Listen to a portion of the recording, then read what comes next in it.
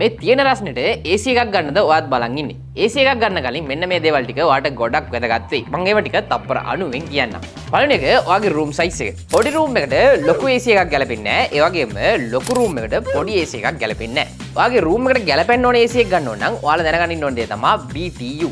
Simply ඔයාලා කරන්න තියෙන්නේ ඔයාගේ room එකේ දිග පළල උස මැනගන්න. ඊට පස්සේ ඒ ඩීටේල්ස් ටික සේල්ස්මන් කෙනෙක්ට කියලා ඔයාට ඔයාගේ රූම් එකට අවශ්‍ය කරන BTU ගාන දැනගන්න පුළුවන්. ඊට අමතරව ඔයාගේ රූම් එකට වින්ඩෝස් කීයක් තියෙනවද, මිනිස්සු කීයක් ගැවසෙනවද, ඒ වගේම ඉලෙක්ට්‍රොනික ඩිවයිසස් කොච්චර පාවිච්චි කරනවද කියලාත් එයාට කියන්න ඕනේ.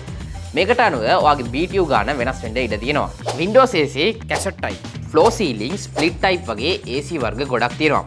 මේ අතරින් ගොඩක්ම ගෙවල් වලට යූස් කරන්නේ split type කියන මෙන්න මේ AC වර්ගය. මේක AC එක ප්ලේස් කරන ඒරියා එකට අනුව ඔයාට අවශ්‍ය මොඩල් එක තෝරගන්න පුළුවන්. ඒ වගේම ඉන්වර්ටර්, නන් ඉන්වර්ටර් කියලා AC වර්ග දෙකක් තියෙනවා. මේ අතරින් ඔයා කොහොමද සිලෙක්ට් කරගන්න ඕනේ කියලා සිම්පල් ට්‍රික් එකක් මම ඔයාට කියන්නම්. ඉන්වර්ටර් යුනිට් එකේ මොකද්ද වෙන්නේ කියලා බැලුවොත් එහෙම AC එක ඔන් එකේ තියෙද්දි එයා ටිකෙන් ටික මෝටර් එක ඕෆ් කරගන්නවා ඔටෝමැටිකලි. ඒත් කූල් එක අඩු නොකර එකම ලෙවල් එකේ මේන්ටේන් කරනවා.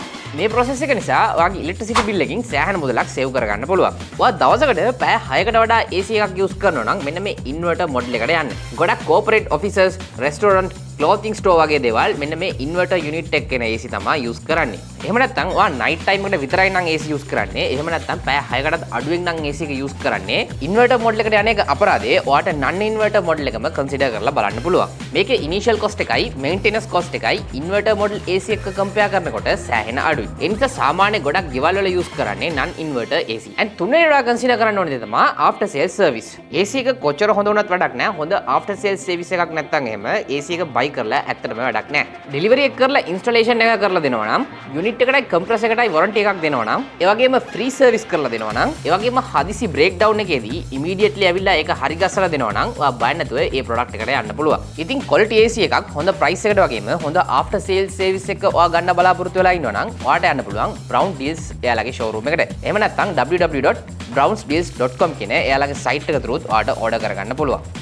Peace.